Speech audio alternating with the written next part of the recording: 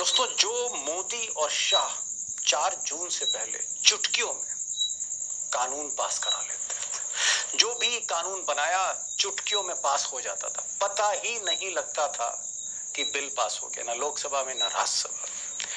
1/3 कानून पिछली लोकसभा में, जब मोदी जी के पास प्रचंड बहुमत था, 1/3 1/3 कानून इस देश के 1 घंटे के अंदर पास हो गए, बिना डिबेट, बिना बहस। लेकिन आज पहली बार वही मोदी, वही अमित शाह और वही संसद, आज पहली बार मोदी जी अपना मनचाहा कानून पास नहीं करा पाए। आज पहली बार मोदी सरकार को विपक्ष के आगे झुकना पड़ा और तमाम कोशिशों के बावजूद, एड़ी चोटी का जोर लगाने के बावजूद, बीजेपी और आरएसएस के दबाव के बावजूद मोदी जी या मोदी जी की सरकार मुस्लिम वक्फ बोर्ड का बिल आज पास नहीं करा पाई।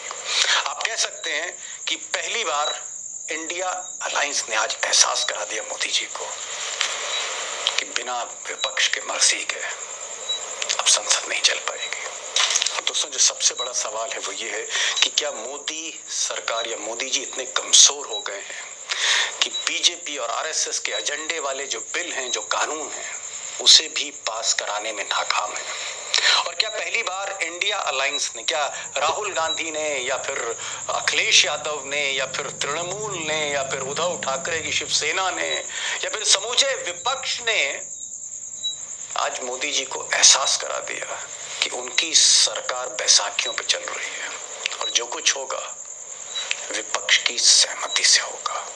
अपने अयोध्या में प्रभु श्री राम की नगरी में सेना की जमीन 13,000 एकड़ उठा के अपने दोस्त अडानी और बाकी लोगों को दे दी।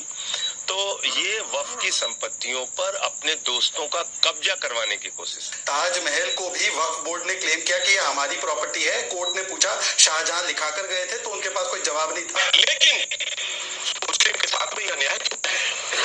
ये जो आप बिल ला रहे हैं, आप देश को बांटने का काम कर रहे हैं, जोड़ने का काम नहीं कर रहे हैं। आप दुश्मन है मुसलमानों के, उसका सबूत ये बिल है।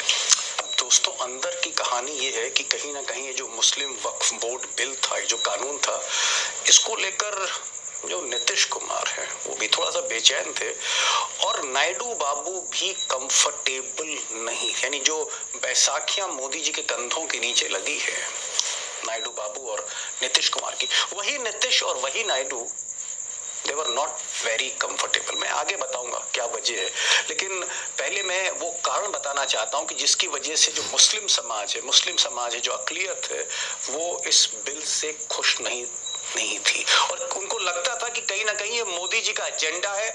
चुनाव को लेकर, जो महाराष्ट्र में चुनाव हो रहा है, जो हरियाणा में चुनाव हो रहा है, जो झारखंड में चुनाव हो रहा है, कहीं ना कहीं माहौल गरमाने की कोशिश है, कहीं ना कहीं टाइमिंग देखी जा रही इलेक्शन की, जिसको जीतना मोदी जी चाहते हैं और हिंदू मुस्लिम ऐसी बातें भी हो रही।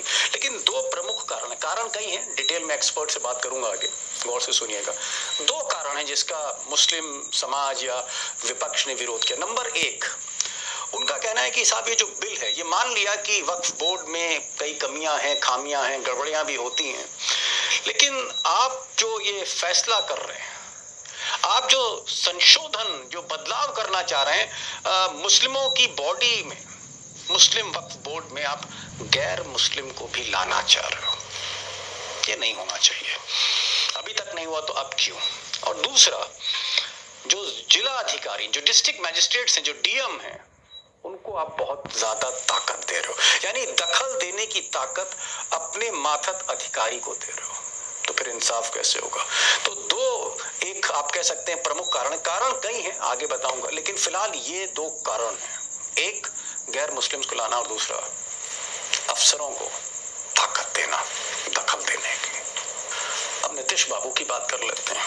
ज्यादातर नीतीश बाबू आजकल पर्दे में रहते हैं, लेकिन कहीं ना कहीं नीतीश बाबू इस बिल को लेकर थोड़ा सा चिंतित थे।